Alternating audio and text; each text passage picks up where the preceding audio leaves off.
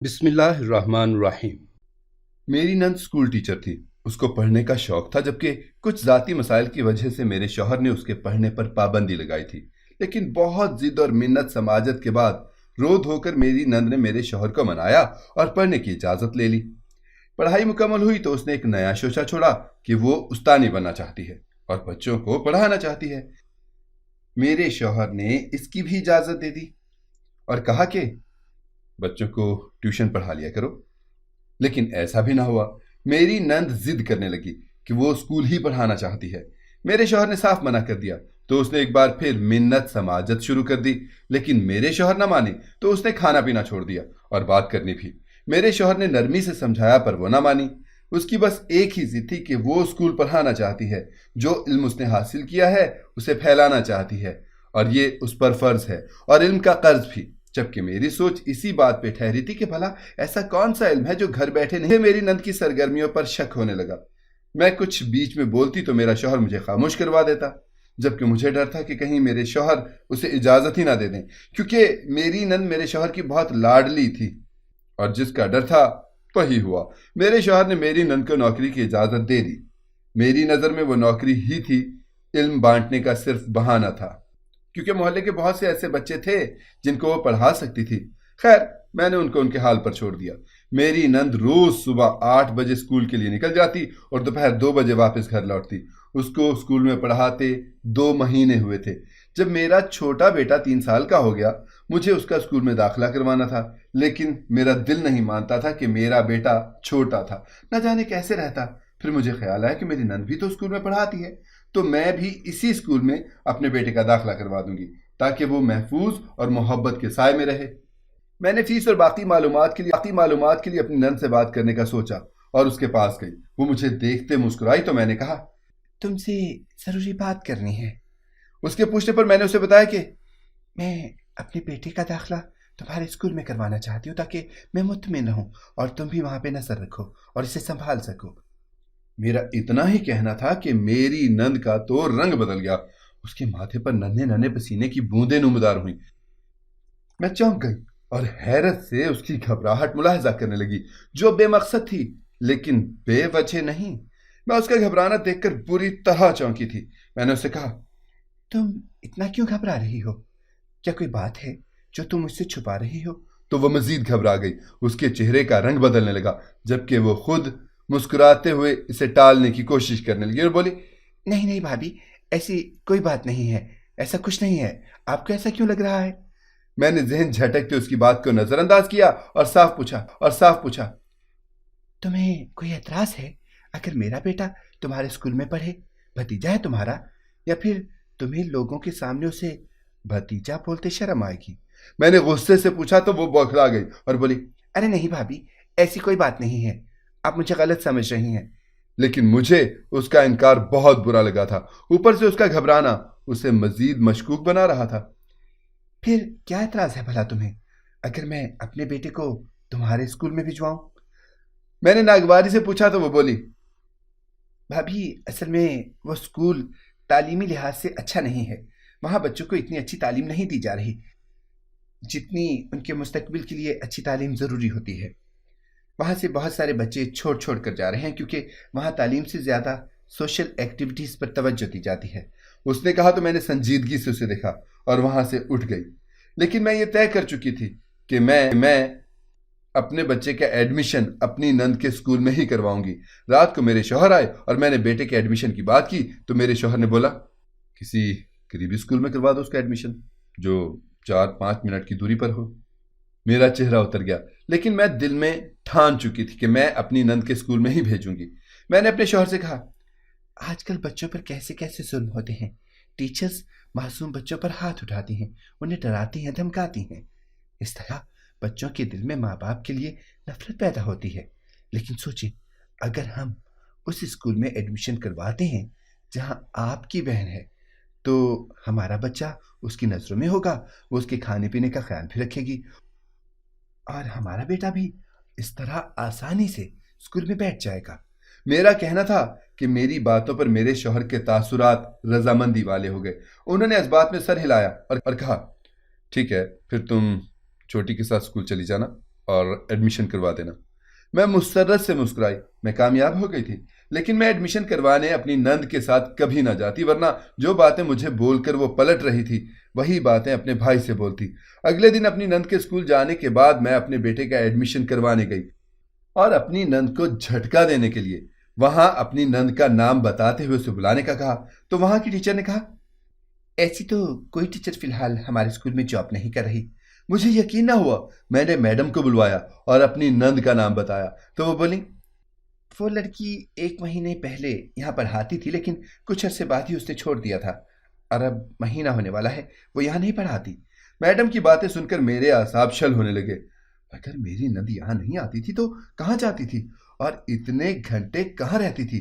میری آنکھوں کے سامنے اس کا کل کا گھبرانا اور ڈر نہ آیا تو میں مزید ٹھٹک گئی۔ میرے تو وہم و گمان میں بھی نہیں تھا کہ میری نند یوں بے وقوف بھی بنا سکتی ہے کہ اسکول کے نام پر کہیں اور وقت گزار کر آتی ہو۔ میں اسکول سے لوٹ آئی، پر میرے ذہن میں جنگ چل رہی تھی۔ مجھے سمجھ نہیں آ رہا تھا میں کیا کروں۔ پہلے سوچا اپنے شوہر کو بتا دوں، پھر اپنی سوچ کی نفی کی۔ پہلے مجھے خود یہ راز جاننا تھا کہ آخر میری نند روز صبح جاتی کہاں ہے۔ میری نند چھٹی کے وقت روزانہ کی طرح 2 بجے گھر لوٹی۔ میں کچھ بھی نہ بولی۔ اس نے کھانا کھایا اور کمرے میں بند ہو گئی۔ اگلے دن جب وہ گھر سے نکلی تو میں بھی اس کے پیچھے چھپ چھپ کر چلنے لگی اور اس کا پیچھا کیا۔ میری نند ایک روڈ کراس کر کے بستی میں آ گئی۔ اس کے بعد جو میں نے دیکھا، بے اختیار منہ پر ہاتھ جما دیا۔ میں نے جو دیکھا مجھے تو اپنی آنکھوں پر یقین آیا، کیونکہ میری نند… میرا نام سائرہ ہے، میری عمر 28 سال ہے۔ میں ایک امیر گھرانے سے تعلق رکھتی ہوں۔ میرے سرکاری افسر ہیں ابو اور عہدہ بھی ان کا بڑا ہے۔ میری اماں بھی سرکاری اسکول میں ٹیچر ہیں۔ اس کے علاوہ ہماری مختلف دکانیں بھی ہیں مین مارکیٹ میں جو چلتی ہوئی ہیں۔ اس کے علاوہ میرے 2 بھائی ہیں، ایک شادی شدہ ہے جس کا حال ہی میں ایک بیٹا ہوا ہے اور دوسرا منصوب ہے۔ میرے دونوں بھائی بھی تعلیم یافتہ اور پڑھے لکھے ہیں، اچھی نوکریوں پر کام کر رہے ہیں۔ بہن میں ایک ہی ہوں اور سب سے لاڈلی ہوں۔ میں جب 19 سال کی ہوئی تو امی ابو نے میرا داخلہ یونی میں کروانا چاہا، پر مجھے پڑھنے میں بالکل دلچسپی نہ تھی۔ میں پڑھائی کی چور تھی۔ میں نے بہت کوشش کی کہ میں گھر بیٹھ جاؤں، پر ابو نے زبردستی میرا داخلہ یونی میں کروا دیا۔ میرا یونی کا پہلا سال تھا جب مجھے اپنی یونی کے سینئر طالب علم سے محبت ہو گئی، اور اسے بھی مجھ سے۔ اس کا نام عباد تھا۔ اس کی پڑھائی ختم ہونے والی تھی اور گھر والے شادی کرنا چاہتے تھے، جبکہ میرے گھر والوں کا بھی ایسا کوئی ارادہ نہیں تھا۔ لیکن پھر بھی عباد میرے گھر اپنے گھر والوں کو لایا۔ وہ لوگ مالی لحاظ سے اتنے سیٹل نہیں تھے جتنے ہم، لیکن میرے ابو کو لڑکا بہت پسند آیا اور امی کو عباد کے گھر والے، خاص کر عباد کی بہن جو عباد سے 2 سال چھوٹی تھی۔ اس کا نام فرحین تھا۔ بہت خوبصورت اور معصوم نین نقش کی مالک تھی۔ گلابی رنگت کی وہ لڑکی سب سے منفرد بالکل گلابی گڑیا تھی۔ وہ عباد کی ایک اور چھوٹی بہن بھی تھی جو عباد سے 8 سال چھوٹی تھی اور اس وقت 15 سال کی بچی تھی۔ اس کا نام زرمین تھا۔ وہ بھی بہت خوبصورت تھی، لیکن فرحین سے زیادہ نہیں۔ میرے گھر والوں نے رشتے کے لیے ہاں کر دی اور عباد کے گھر والے بھی پسند کر چکے تھے۔ پھر چٹ منگنی پٹ بیاہ ہوا اور میری پڑھائی ختم ہو گئی۔ میں دلہن بن کر عباد کے گھر آ گئی۔ میرے سسرال میں سب بہت اچھے تھے۔ میرے ساس سسر اور میری نندیں مجھ سے بہت محبت سے بات کرتے۔ میری نندیں مجھے کام کرتا دیکھتیں تو خود کھڑی ہو جاتی اور میں بھی ان کے ساتھ بہت اچھے سے رہنے کی کوشش کرتی۔ سب کچھ بہت اچھا اور خوبصورت چل رہا تھا جب میری ساس کی اچانک طبیعت خراب رہنے لگی۔ سارے گھر والے پریشان تھے۔ چیک اپ کروایا تو معلوم ہوا کہ ان کو بلڈ کینسر ہے، اور وہ بھی آخری سٹیج پر۔ میرے سسرال پر تو گویا زلزلہ آیا تھا، ایک کوہرام مچ گیا۔ رونا پیٹنا، گھر کا ماحول بھی سوگوار تھا۔ میں بھی اداس ہو گئی۔ پھر یہ ماحول قیامت اور ماتم میں تبدیل ہو گیا جب 4 دن بعد ہی میری ساس رضائے الہی سے گزر گئیں۔ مشکل وقت تھا۔ میری نندیں بہت زیادہ خاموش ہو گئی تھیں، بات کرو تو رونے لگ جاتی۔ ایسے حالات میں میں نے انہیں بڑی بہن کی طرح سنبھالا اور وہ کچھ عرصے میں نارمل بھی ہو گئیں۔ لیکن مزید 3 ماہ گزرے تھے کہ میرے سسر کا بھی رات سوتے سوتے انتقال ہو گیا۔ جب میری خالہ ساس نے مجھ پر تہمت لگائی کہ میرے قدم اچھے نہیں، اور یہ سب میری وجہ سے ہوا ہے، میری منحوسیت سے ہو رہا ہے۔ میں نے پہلی بار اپنے متعلق ایسا کچھ سنا تھا۔ میرا دل تو کرچی کرچی ٹوٹا تھا۔ میری اتنی محبت اور اتنے خلوص کا مجھے یہ صلہ ملا۔ لیکن میری نندوں نے اپنی خالہ کی نفی کی اور کہا، ایسا کچھ نہیں ہے، جانے والا جا چکا تھا، جانے والے کے ساتھ کوئی نہیں مرتا۔ وقت گزرا اور سب سنبھل گئے۔ میری نند فرحین یونی فائنل ایئر میں تھی جب میرے بھائی کا گریجویشن مکمل ہوا اور ڈگری ہاتھ میں آئی۔ میری امی کو فرحین پہلے دن سے میرے بھائی کے لیے پسند تھی، لیکن اس وقت میری شادی ہو رہی تھی اور بھائی پڑھ رہا تھا، تو انہوں نے بات کرنا مناسب نہ سمجھی، اور اب ماں باپ تھے نہ، اس لیے امی نے عباد سے فرحین اور میرے سے 1 سال بڑے بھائی یوسف کے لیے رشتے کی بات کی۔ میرے شوہر نے وقت مانگا سوچنے کے لیے۔ ویسے بھی میرے شوہر کو خود یوسف بہت پسند تھا، کیونکہ وہ پڑھا لکھا لڑکا ہے اور اس میں بظاہر کوئی بری عادت بھی نہیں۔ میرے شوہر نے فرحین سے اس متعلق پوچھا تاکہ اس کی رضا جان سکیں، پر اصل جھٹکا انہیں جب لگا جب فرحین نے انکار کر دیا اور بتایا بھائی میں کسی اور کو پسند برداشت نہ ہوا، لیکن وہ صبر کر گئے کہ انہوں نے بھی تو پسند کی ہی شادی کی تھی۔ اگر بہن پسند کرتی ہے تو کیا مسئلہ ہے؟ انہوں نے لڑکے سے ملاقات کے لیے رضامندی ظاہر کر دی۔ اگلے دن ہی فرحین انہیں اپنے ساتھ یونی لڑکے سے ملوانے کے لیے لے کر گئی۔ وہاں سے واپس آ کر میرے شوہر نے فرحین پر بہت غصہ کیا۔ تم دوبارہ اس لڑکے سے نہیں ملو گی، نہ ہی اس لڑکے کا خیال ذہن میں لاؤ گی۔ میں حیران تھی کہ بھلا ایسا کیا ہو گیا ہے، جبکہ فرحین روتے ہوئے اپنے کمرے میں بند ہو گئی۔ میں نے اپنے شوہر سے پوچھا تو انہوں نے بتایا، ارے وہ ایک نمبر کا لوفر اور آوارہ لڑکا ہے، ایک بار جیل بھی جا چکا ہے، اور تو اور میرے سامنے کھڑے ہو کر سگریٹ پیتے ہوئے بات کر رہا تھا۔ وہ حلیہ اور عادات سے کہیں سے بھی فرحین کے قابل نہیں ہے۔ یہ بات کرنے کے بعد ہی انہوں نے مجھ سے پوچھا، تم نے اس متعلق اپنے گھر والوں کو تو نہیں بتایا کچھ؟ تو میں نے انکار کر دیا۔ تو انہوں نے کہا، اچھا کیا، اپنی امی کو فون کر کے ہاں کر دو۔ 1 مہینے کے بعد سنتے ہی سکتے میں آ گئی۔ میرا دل اب فرحین کو بھابھی کے طور پر قبول کرنے سے انکاری تھا۔ میں بھلا ایک ایسی لڑکی کو کیسے اپنی بھابھی بناتی جو کسی اور سے محبت کرتی ہے؟ میں نے رات کو اپنے دل کی بات شوہر کے سامنے رکھی تو وہ کچھ اداس ہوئے اور بولے، ارے یار، شادی کے بعد محبت ہو جاتی ہے۔ میں خاموش ہو گئی، کیونکہ میں اپنے شوہر کی پریشانی بھی سمجھ رہی تھی، جبکہ میرا رویہ میری نند کے ساتھ سرد ہو گیا۔ لاکھ کوشش کے باوجود میں فرحین کے ساتھ اپنا رویہ نرم نہیں رکھ پاتی۔ میں نے امی کو فون کر کے حامی بھری اور رشتے کے لیے ہاں کر دی، تو میری امی کی خوشی کی انتہا نہ رہی۔ شادی پڑھائی کے بعد، لیکن منگنی کی رسم انہوں نے اسی ہفتے رکھنے کی ضد کی، اور جب یہ بات عباد کے سامنے رکھی تو انہوں نے منگنی کی جگہ نکاح کو فوقیت دی اور اسی ہفتے کے آخری دن نکاح رکھ دیا۔ چونکہ نکاح سادگی سے تھا، اس کے باوجود اچھی خاصی تیاری کرنی تھی۔ عباد نے فرحین کو محبت سے سمجھایا، دیکھو فرحین بیٹا، تم جس لڑکے کو پسند کرتی ہو وہ اچھا نہیں ہے، ورنہ میں کر دیتا۔ فرحین نے عباد کو منانا چاہا، بھائی وہ سب چھوڑ دے گا، تو عباد نے اسے جھڑک دیا۔ فرحین اپنے کمرے میں بند رہتی، کھانے پر بھی باہر نہ آتی۔ جب میں نے یہ بات عباد کو بتائی تو وہ کہتے، رہنے تو جس حال میں بھی رہ رہی ہے، رو دھو کر چپ ہو جائے گی، اور جب ایک بار نکاح ہو گیا نا تو سب خود بخود ٹھیک ہو جائے گا۔ میں ناچار خاموش ہو جاتی۔ نکاح کی تیاری مکمل ہو چکی تھی، بس 1 دن اور باقی تھا۔ عباد کھانے پینے کا انتظام سیٹ کر رہے تھے جب زرمین بھاگتی ہوئی آئی کمرے میں۔ عباد نے مسکرا کر اسے پاس بلایا تو وہ نفی میں سر ہلانے لگی اور ہانپتے ہوئے بولی، بھائی ہاں، آپ ہی بائک پر کسی لڑکے کے ساتھ چلی گئی ہیں، ان کے ہاتھ میں ایک بیگ بھی تھا۔ میں بے یقینی سے اسے سننے لگی، جبکہ عباد فوراً باہر بھاگے۔ میں صدمے سے بیڈ پر گر گئی، میرا دماغ سن ہونے لگے۔ مجھے ڈر لگنے لگا کہ اب میں اپنے گھر والوں کو کیا جواب دوں گی، اور عباد کیا منہ دکھائیں گے، عباد کی کیا عزت رہ جائے گی، وہ سب کا کیسے سامنا کریں گے۔ میرے دل سے دعائیں نکلنے لگیں کہ فرحین واپس آ جائے۔ میں کمرے میں ہی بیٹھی رہی، باہر نکلنے کی ہمت ہی نہ ہوئی۔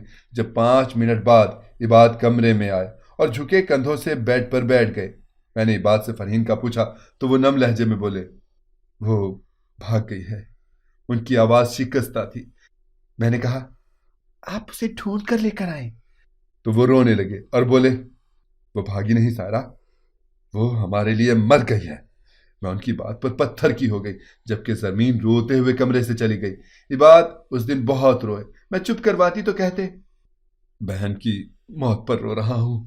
میں نے بہت ہمت کر کے امی کو فون کیا اور نکاح کینسل کرنے کا کہا تو وہ پریشان ہو گئی۔ میں نے انہیں بتایا، امی فرحین گھر سے بھاگ گئی ہے۔ اور پھر انہیں سارا معاملہ بتایا تو وہ بھڑک گئی اور بولی، جب وہ لڑکی صحیح نہیں تھی، ایسی تھی، تو کیوں کیا رشتہ پکا اور نکاح کیوں رکھا؟ جانتے بوجھتے اپنے بھائی کے لیے ایسی لڑکی چن رہی تھی تم۔ میری امی نے مجھے بہت باتیں سنائیں اور خفا ہوتے فون بند کر دیا۔ اس کے بعد امی ابو کافی دن تک میرا فون نہ اٹھاتے، نہ ہی عباد کا، جبکہ میرے جس بھائی سے فرحین کا نکاح ہونا تھا اس نے فون کر کے حوصلہ دیا اور کہا، ارے سائرہ، میں ناراض نہیں ہوں، فکر نہیں کرو، امی ابو کو منا لوں گا۔ اس کے بعد عباد کا رویہ زرمین کے ساتھ بھی سرد ہو گیا، جبکہ مجھے زرمین سے چڑ ہونے لگی کہ وہ فرحین کی طرح ہی نکلے گی۔ وقت ہر زخم کا مرہم ہوتا ہے، ایسا ہی ہوا، لیکن ہمارے گھر کا ماحول پہلے جیسا ہنستا مسکراتا نہیں رہا۔ بے نام سی خاموشی اور اداسی ہمارے گھر کا خاصا بن گئی۔ ایک سال گزرا تھا جب میرے شوہر بہت غصے سے گھر میں آئے۔ اس دن وہ کچھ نہ بولے، اگلے دن روتے ہوئے بتایا کہ میں نے فرحین کو دیکھا تھا، اسی لڑکے کے ساتھ جس سے وہ محبت کرتی تھی۔ میرے دل میں کانٹا سا چبھا، پر میں کچھ نہ بولی۔ فرحین کا جب FSC کمپلیٹ ہوا تو اس نے یونی میں ایڈمیشن کی بات کی۔ میں نے اور عباد نے صاف منع کر دیا، کیونکہ آج کل کی درسگاہوں میں علم کی جگہ عاشقی زیادہ ہوتی تھی۔ اگر فرحین کی طرح وہ بھی بھاگ جاتی تو عباد نے ایڈمیشن کے لیے منع کر دیا، تو میری نند نے کھانا پینا چھوڑ دیا اور بہت منت سماجت کے بعد میرے شوہر کو منا لیا۔ لیکن پھر جب پڑھائی مکمل ہوئی تو میری امی نے دل بڑا کرتے میرے چھوٹے بھائی کے لیے زرمین کا رشتہ مانگا، کیونکہ میرا چھوٹا بھائی زرمین کو پسند کرتا تھا۔ عباد نے زرمین کو بلا کر اس کی پسند پوچھی اور صاف کہا، اگر تمہارا انکار ہے تو ابھی کر دو، اور اگر فرحین کی طرح ہی کسی موالی کو پسند کرتی ہو تو بتا دو، ہم تمہارے ساتھ کسی قسم کی کوئی زبردستی نہیں کریں گے۔ لیکن میری نند نے صاف انکار کر دیا اور کہا، بھائی، میں کسی کو پسند نہیں کرتی اور اپنے لیے فیصلے کا حق آپ کو دیتی ہوں، آپ جس سے چاہے میری شادی کر دیں۔ اس دن اتنے سال بعد عباد خوش ہوئے تھے، سب سے ہنس ہنس کر بات کر رہے تھے، اور جب یہ بات میں نے امی کو بتائی تو وہ بھی مطمئن ہو گئی، جبکہ مجھے اب بھی ڈر تھا کہ زرمین بھی ویسا ہی نہ کر دے جیسا فرحین نے کیا۔ اس لیے میں پل پل اس پر نظر رکھتی۔ عباد تو واپس پہلے جیسے ہو رہے تھے، جبکہ مجھے ڈر تھا کہ اس بار بھی ان کی بہن ان کی عزت خراب نہ کر دے۔ پھر میری نند نے رو دھو کر عباد سے اسکول میں پڑھانے کی اجازت لے لی۔ میں نے عباد کو منع کیا، پر انہوں نے نہ سنی۔ میں مجبوراً خاموش ہو گئی، لیکن اب جو میں دیکھ کر آ رہی تھی، میرے تو ہاتھ پاؤں پھول گئے تھے، مجھے ٹھنڈے ٹھنڈے پسینے آ رہے تھے، اور سمجھ نہیں آ رہا تھا کہ کیا کروں، کیونکہ میں نے اپنی آنکھوں سے دیکھا تھا کہ زرمین اسکول کے بہانے 15 منٹ کی دوری پر ایک سٹاپ پر کھڑی ہوتی ہے، اور پھر وہاں سے ایک لڑکا بائک پر آیا اور وہ اس کے قدموں سے گھر لوٹی تو دیکھا عباد گھر پر ہی تھے۔ میرے زرد رنگ کو دیکھا تو پریشانی سے میرے پاس آئے اور وجہ پوچھی، تو میں بے اختیار رو دی۔ عباد پریشان ہو گئے اور پوچھنے لگے، ارے تم تو زرمین کے اسکول گئی تھی نا؟ تو میں نے ہاں میں سر ہلایا اور ساری بات عباد کو بتا دی، جس سے سنتے عباد بے یقینی سے مجھے دیکھنے لگے اور کرسی پر گرنے کے انداز میں بیٹھے۔ وہ منہ سے ایک لفظ بھی نہ بولے، نہ ہی وہ روئے، نہ ہی ان کی آنکھیں نم ہوئیں۔ آدھا گھنٹہ ہمارے درمیان خاموشی سے گزرا، جب انہوں نے مجھے مخاطب کیا اور کہا، چائے لا دو ایک کپ۔ ان کا لہجہ بالکل بے تاثر تھا۔ میں پریشانی سے بنا کوئی سوال کیے کچن میں چلی گئی۔ میں نے انہیں چائے دی تو وہ خاموشی سے چائے پینے لگے۔ اس کے بعد ہمارے درمیان کوئی بات نہ ہوئی۔ جب فرحین لوٹ کر آئی اور اندر آ کر مسکرا کر اس نے سلام کیا، عباد نے اسے سنجیدگی سے دیکھا اور کھڑے ہوئے اور پوچھا، آج تم جلدی آ گئی، خیریت؟ چھٹی جلدی کیوں ہو گئی؟ وہ بالکل نارمل پوچھ رہے تھے۔ فرحین نے مسکرا کر کہا، جی بھائی، جلدی چھٹی ہو گئی، اور 1 گھنٹے کے بعد اسکول میں میلاد ہے، وہاں جانا ہے، دیر لگے گی، اس سے چھٹی دے۔ اس کا جملہ مکمل بھی نہ ہوا تھا جب عباد نے اس کے منہ پہ زوردار تھپڑ مارا۔ میں اپنی جگہ سے ہل گئی، جبکہ زمین پر گر گئی۔ میں آگے بڑھنے لگی تو عباد نے مجھے روک دیا۔ رک جاؤ، کہاں گئی تھی تم؟ کس سے ملنے گئی تھی؟ بتاؤ کس کے ساتھ گئی تھی؟ وہ چلانے لگے، جبکہ زرمین زرد پڑتی خوفزدہ نظروں سے انہیں دیکھنے لگی۔ میلاد میں جانا ہے، بلاؤ ابھی اپنے عاشق کو، ابھی کے ابھی نکاح پڑھوا کر تمہیں اپنے گھر سے دفع کروں گا۔ وہ چلائے تو زرمین رونے لگی اور بولی، بھائی آپ کو غلط فہمی ہوئی ہے، ایسا کچھ نہیں ہے۔ تو عباد نے کہا، سائرہ نے اپنی آنکھوں سے دیکھا ہے تمہیں ایک لڑکے کے ساتھ جاتے ہوئے، اور مہینے بھر سے اسکول کے نام سے بے وقوف بناتے کس کے ساتھ گھومتی ہو، کس کے ساتھ گزارتی ہو اتنے گھنٹے؟ عباد کے پوچھنے پر اس کا رنگ سفید پڑ گیا، وہ رونے لگی، اور رونے کے درمیان جو اس نے کہا وہ سنتے میں اور عباد دونوں سن ہو گئے، جبکہ وہ روتی رہی۔ اس نے بتایا کہ بھائی مجھے پڑھنے کا شوق نہیں تھا، لیکن پھر بھی میں نے یونی میں پڑھا تاکہ ثابت کر سکوں کہ ہر لڑکی عاشقی نہیں کرتی، لیکن اس کے باوجود بھائی آپ یقین نہ کر سکے تو پھر بھابھی کے بھائی کا رشتہ آیا۔ میں نے اس کا فیصلہ بھائی آپ کے ہاتھ میں دے دیا۔ مجھے ٹیچنگ کا شوق تھا اور میں اسکول میں پڑھا بھی رہی تھی۔ जब एक दिन स्कूल से वापसी पर मेरा गुजर एक बाजार से हुआ जहाँ से मुझे पेन लेना था। मैंने वहाँ फरहीन आपी को देखा। उनका वजूद भारी था, जबकि वो चेहरे से बरसों की बीमार लग रही थी। मैं खुद को उनके पास जाने से नहीं रोक पाई। वो मुझे अपने साथ अपने घर जबरदस्ती ले गई। वहाँ कोई नहीं था। आप ही ने बताया कि जिससे वो मोहब्बत करती थी वो दूसरी औलाद होने से पहले ही उन्हें तलाक देकर चला गया था, बिना किसी वजह के, और वो बहुत बुरे हालात में है। उनके पास खाने को 2 वक्त की रोटी भी मुयसर नहीं। मैं जो घर से टिफिन बनाकर ले जाती थी ना, वो अपने लिए नहीं भाई, उनके लिए लेकर जाती थी। मैं स्कूल वक्त में उनके साथ रहती थी, उनके घर के काम करके, उनको खाना बनाकर, ज़रूरत का सामान मंगवा कर। फिर एक दिन एक लड़का उन्हें ढूंढते हुए आया और उनसे मुआफ़ी मांगी। वो भाभी का देवर था जो अपने भाई के किए की मुआफ़ी मांग रहा था। फिर उसने आप ही के खर्चे की जिम्मेदारी उठाई। वही मुझे आप ही के कहने पर सुबह पिक करता था। वो कहते हुए रोने लगी। वो बता रही थी कि भाई आज आज फरीन आप ही की डिलीवरी है और मैं जल्दी इसीलिए आई थी ताकि मिलाद का बहाना करके हॉस्पिटल जा सकूं। इबाद खामोशी से कमरे में चले गए। मैं भी उनके पीछे चली गई। उस दिन भी इबाद बहुत रोए। मेरी नंद बिना इजाजत के वापस हॉस्पिटल चली गई थी और रात को भी ना लौटी थी। अगले दिन वो वापस लौटी तो उसने बताया कि फरहीन आप ही के यहाँ बेटी हुई है।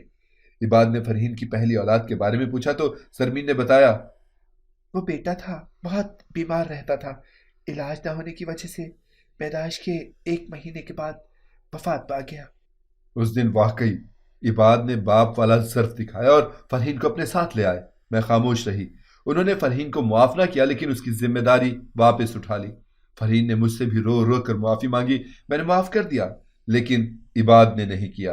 3 महीने के बाद फरहीन के देवर ने ही इबाद से मिलकर फरहीन से निकाह की ख्वाहिश की तो इबाद मान गई, क्योंकि वो अपने भाई से बहुत मुख्तलिफ था। 1 साल होने वाला है। इस हफ्ते जरमीन और मेरे भाई की शादी है। फरहीन भी घर आई हुई है। अब उसे घर आने की इजाज़त है और इबाद भी उसे माफ़ कर चुके हैं, लेकिन इबाद उससे बात नहीं करते। उसकी दूसरी शादी खुशहाल है। भाइयों बहनों, अक्सर लड़कियां लड़कों से मोहब्बत में मुब्तला होकर ऐसे कदम उठाती हैं जो बाद में पछतावे का बायस बनते हैं।